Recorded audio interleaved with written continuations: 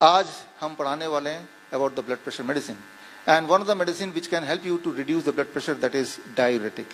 लेकिन जब आप डाययूरेटिक देंगे तो उसके कुछ साइड इफेक्ट तो होंगे ही। साइड इफेक्ट होगा, इरेक्टाइल डिस्फंक्शन हो सकता है, इंपोर्टेंसी हो सकती है, एबनॉर्मल रिदम हो सकता है, पैल्पिटेशन हो सकता है, नॉजिया हो सकता है, वॉमिटिंग हो सकती है, हेडेक हो सकती है, डिजीनेस हो सकती है। लेकिन इसकी चिंता करने की जरूरत नहीं। अगर ऐसा कोई आता है पेशेंट बोल के कि मुझे तो इरेक्टाइल डिस्फंक्शन इंपोर्टेंसी होगी, उसकी भी दवाई है हमारे पास, एंड दैट इज हम उसको वियाग्रा दे देंगे। लेकिन वियाग्रा अगर देंगे तो उसका भी साइड इफेक्ट है, हेडेक हो सकता है, डिजीनेस हो सकता है, रनिंग नोज हो सकता है, इंडाइजेशन हो सकता है। लेकिन चिंता करने की बात नहीं, इसकी भी दवाई हमारे पास है और हम उसको हेडेक का पैरासीटामोल दे देंगे। लेकिन पैरासीटामोल अगर देंगे तो हो सकता है उसकी भी दिक्कत, साइड इफेक्ट तो कुछ होंगे ही, कॉन्स्टिपेशन हो सकता है, एलर्जी हो सकता है, रिएक्शन हो सकता है। लेकिन चिंता की कोई बात नहीं है, उसकी भी हमारे पास दवाई है ज़ेंटेक, हम ज़ेंटेक दे देंगे। लेकिन ज़ेंटेक देंगे तो उसकी भी कुछ साइड इफेक्ट तो होगा ही, और वो पेशेंट दोबारा से वापस आएगा, बोलेगा मुझे इंसोम्निया हो गया, नोजिया हो गया, डायरिया हो गया, कॉन्स्टिपेशन हो गया। लेकिन डोंट वरी, उसकी भी दवाई हमारे पास है और वो दवाई हम उनको दे देंगे। तो इस तरह से आप समझिए कि कैसे खेल आगे चलता रहता है और चलता रहता है, चलता रहता है। तो बोलने का मतलब ये है कि आप एक चक्रों में फंसते जाते हैं, फंसते जाते हैं, फंसते जाते हैं, right. So you start with one, right, BP. सबसे पहले तो बीपी मेरा जो है इस वक्त, क्या वो बीपी कुछ हमें मैनेज करना है? Blood pressure, right, is it a disease, is it A number, right. वो आपको कोई तकलीफ दे रही है, आपको कोई बॉडी के अंदर से भूत आके बोल रहा है आपका ब्लड प्रेशर बढ़ गया, आप एक्चुअली मेजर कर रहे हैं, फिर एक आंकड़ा आ रहा है, वो आंकड़े से आप सेटिस्फाइड नहीं है, आपको लग रहा है ये आंकड़ा ज्यादा है, आपको लग रहा है, बस किसी ने बताया, आपको लगा, तो क्या करना पड़ेगा? इस आंकड़े को घटाना पड़ेगा। अब घटाने के लिए क्या करना पड़ेगा? कुछ ना कुछ तो लेना पड़ेगा ना। अब जब कुछ ना कुछ लेना पड़ेगा, खेल तो शुरू हो ही गया ना। अब तो 1 साल बाद, 2 साल बाद जब मिलेंगे तो he is with the collection of medicine. How to know, कैसे डिसाइड करेंगे मेरे बॉडी में इस वक्त जो ब्लड प्रेशर है वो मेरे बॉडी के लिए ठीक है कि नहीं? हाउ, कैसे पता चलेगा? कौन बताएगा? ये दो बातें हैं।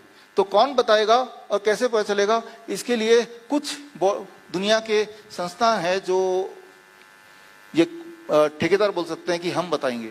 लेकिन ये संस्थाओं के मैंने लिस्ट कर लिया। WHO है, ये बोल रहे हैं 120/80 से ऊपर हो तो दवाई लो। NIH है, जहां यूरोपियन गाइडलाइन बोलती है 140/90, कॉकरेन बोलता है 160/100, जॉइंट नेशनल कमेटी की रिपोर्ट कहती है कि 150/90, इससे ज्यादा कम हो तो कुछ करने की जरूरत नहीं है। अब देखिए, सारे बड़े बड़े ऑर्गेनाइजेशन है, लेकिन हर एक की गाइडलाइन अलग अलग है। तो आप किसको मानेंगे? आप अपनी बॉडी को मानेंगे, अपनी बॉडी की आवाज सुनेंगे, इनको नहीं मानेंगे, राइट। सो लेकिन अपनी बॉडी की आवाज कैसे सुनेंगे? That is the most important thing.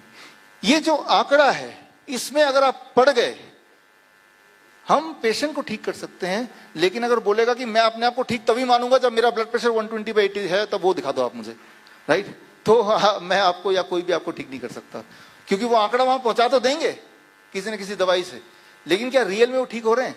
आपकी तकलीफें और बढ़ जाएंगी। किस तरह से बढ़ जाएगी, मैंने आपको थोड़ी देर पहले दिखाया, राइट।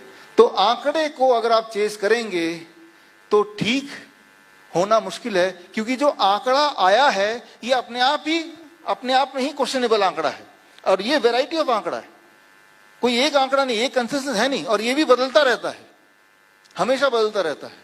फॉर एग्जाम्पल, अगर हम कोलेस्ट्रॉल की बात करें, 1978 में जो Harrison principle of internal medicine जो बाइबल माना जाता है, उसको पढ़ेंगे तो उसमें है कि हाई कोलेस्ट्रॉल किसे बोलेंगे? जिसका 300 से ऊपर कोलेस्ट्रॉल है, टोटल कोलेस्ट्रॉल, हाई कोलेस्ट्रॉल बोल देंगे उसको। यानी कि 300 से ऊपर वाले जो लोग हैं उन्हें ही हम बोलेंगे कि आप दवाई लो।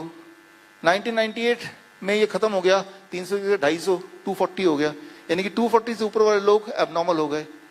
1998 के बाद 200 हो गया, यानी कि 200 से ऊपर वाले लोग अब बीमार माने जाएंगे, कोलेस्ट्रॉल, हाई कोलेस्ट्रॉल माना जाएगा। तो ये आंकड़ा देखिए स्क्वीज होता जा रहा है, धीरे धीरे कम होता जा रहा है। जैसे जैसे कम होता जाएगा क्या हो जाएगा?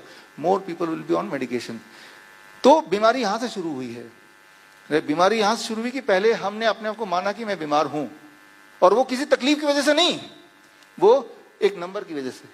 और वो नंबर वो जहां से आया है वो भी एक क्वेश्चनेबल है, क्योंकि वो बदलता जा रहा है बार बार, और बदल नहीं रहा है, वो स्क्वीज होता जा रहा है। और वो सिर्फ कोलेस्ट्रॉल की बात नहीं कर रहे हैं, वो अगर थायराइड की बात करेंगे, 2003 से पहले थायराइड के जो पैरामीटर थे अप टू 6 से ऊपर होगा तो उसे एबनॉर्मल बोल देंगे, वो थायराइड की गोली पे आ जाएगा। लेकिन अब जो है 3 से ऊपर होगा तो वो भी एबनॉर्मल हो जाएगा। फिर मैं बोल रहा हूं कि अगर आप नंबर्स के चक्कर में पड़ेंगे, numbers are changing every day, और वो स्क्वीज होता जा रहा है। मैंने 2-4 एग्जाम्पल दिखाए, हर बीमारी का ऐसा ही है, हड्डियों की बीमारी का भी ऐसे ही है, कैंसर का भी ऐसे ही है। तो आप जंजाल से बाहर निकल नहीं सकते।